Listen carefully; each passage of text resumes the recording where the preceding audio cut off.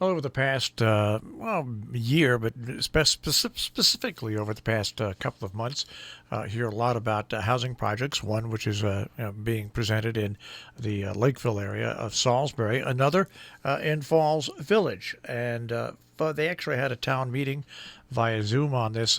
Actually, two town meetings, and then the Planning and Zoning Commission is going to have a meeting on Thursday this week, where they probably, I would think, we would either vote on it or continue. But we have Colter Rule, who is in opposition to this particular project and certain things dealing with this particular project, joining us this morning. And Colter, first of all, thanks for joining us this morning.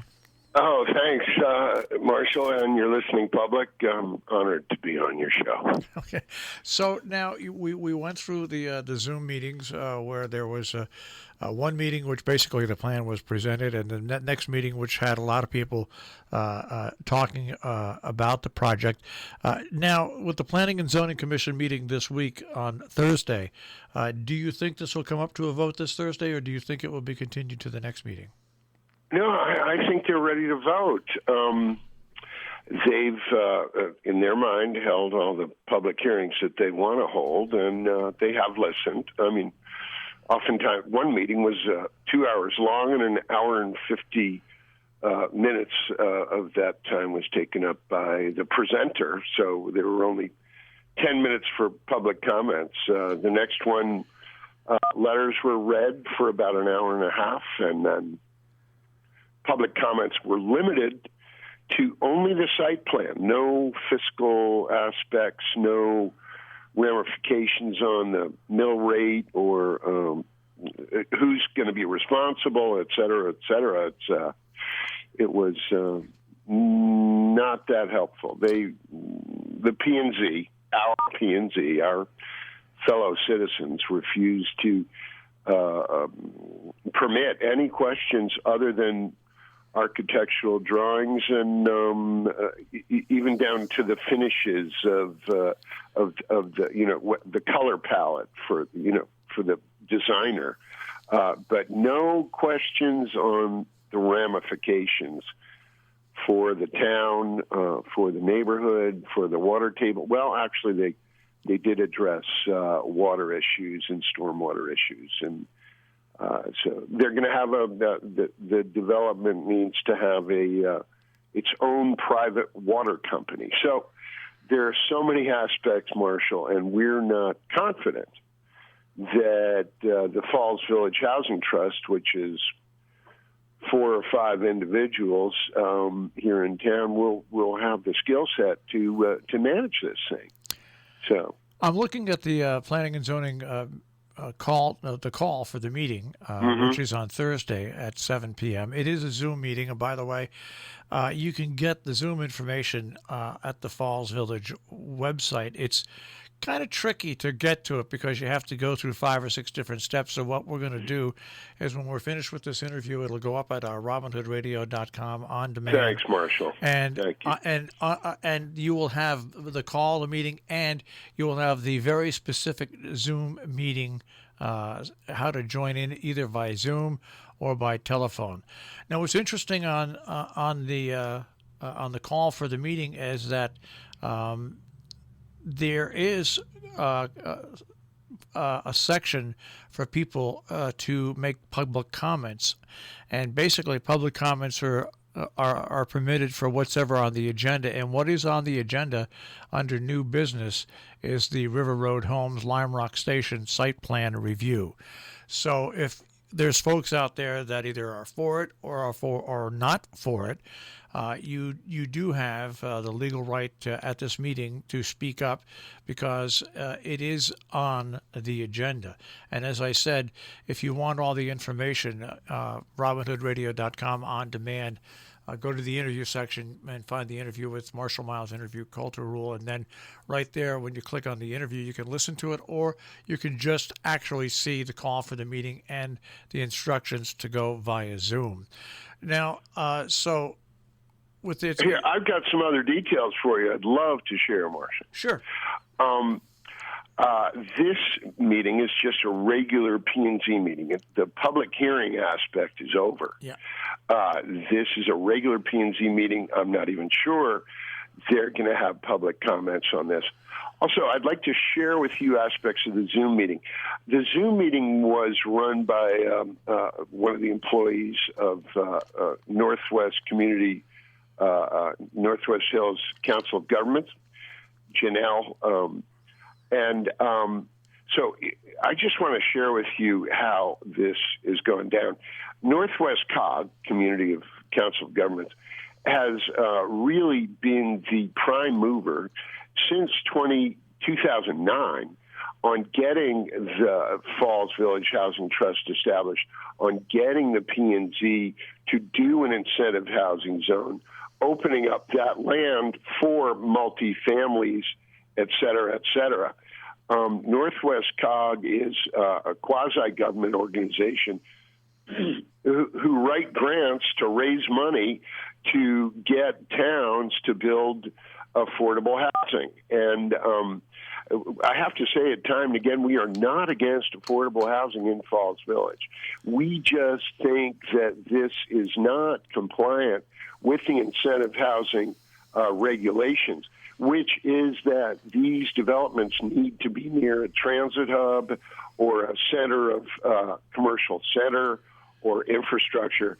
And that incentive housing zone program is not meant for Little Falls Village, where we are going to put 16 families, singles, elderly people, 7 miles from the nearest quart of milk, 2 miles from town.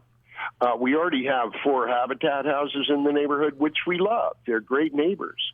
They're owners. Another question, rhetorical question I'd ask, have you ever rented an apartment, Marshall, in your life? Yeah. Did you love your landlord? 20% of the time. 20% of the time. We protested and asked questions, and most of our questions have not been answered. Questions about the fiscal aspects for the town have been, gavelled down. We are not allowed to ask anything about other than the site plan, or architects and engineers. That's it. So it's been tough, and we'll see. We think they're going to approve it, and do we want to lawyer up? Not really. You're talking about hundreds of thousands of dollars for lawyers. By the way, all the lawyers are busy doing closings and other land matters. The other thing is this. Their budget is $3.5 million, Marshall. That was based on previous lumber prices. Lumber prices have doubled. Are we talking about a $5.5 million project now for 29 bedrooms? That works out to $190,000 a bedroom. I don't get it. We have questions and they haven't been answered. So, all right. Well, once again, by the way, the landlord question, I had lots of bad landlords in my life, but right. I found a house about 12 years ago in Lakeville that Reg Lamson owns, and you know what? He's been the best landlord. Isn't it great? He's been such a good landlord. I'd never ever consider buying again. But anyways, boy, aren't you fortunate? I know, that's very fortunate. Here, I want to share one comment that we had at this meeting. One lady said, "Well, I used to rent my house out for at an affordable rate, but with the advantage of Airbnb now, I'm making 5 times the money. That's why we need affordable housing," she said. So that was a real head scratcher. The housing market, COVID, the election, on and on. These are odd times. And for this thing to get put through on Zoom format with the P&Z gaveling down any questions about anything other than site plan, is absurd. There is just an audit report of the Department of Housing that was just put out on the 24th of September. It is not a pretty picture. The previous commissioner was handing out money, approving incentive housing zones right and left, the P&Z is not in compliance of the housing zone. At the original meeting that changed the zoning to put in the incentive housing zone in December 2013, that's a special hearing for a zoning change. That should have been made public. No one made one comment, and they approved it. It was a major change of zoning for our town, and there was no public in attendance. All right. Well, so anyway, I guess you've given me enough time, and I really appreciate it, Marshall. And I want to say one more thing. Support your local newspaper, ladies and gentlemen. Subscribe to the Lakeville Journal. Without that journal, we would not be able to discuss issues like this other than with Marshall. So, all right. So once again, the affordable housing will come up at the Planning and Zoning meeting on Thursday, the 22nd. It is on the agenda, and that means if it's on the agenda and you have correspondence and public comments after that, that means you can, whatever's on the agenda, you can speak about. So it's a Zoom meeting. We have all the Zoom information. Just go to robinhoodradio.com on demand, the interview with Colter Rule, and you'll see all the Zoom information right there, so you can join in. Colter, once again, thanks for getting up earlier this morning and joining us this morning. My pleasure, Marshall. We have a petition. We've got 70 signatures on it. We're going to submit it to Town Hall today or tomorrow and ask for a yay or nay vote on whether the town should approve this. So we've been working to get citizens involved, and we can't thank you enough for the time. Okay, thank you, Colter. Okay, Marshall. Have a great day. Colter Rule, once again, the Falls Village housing project.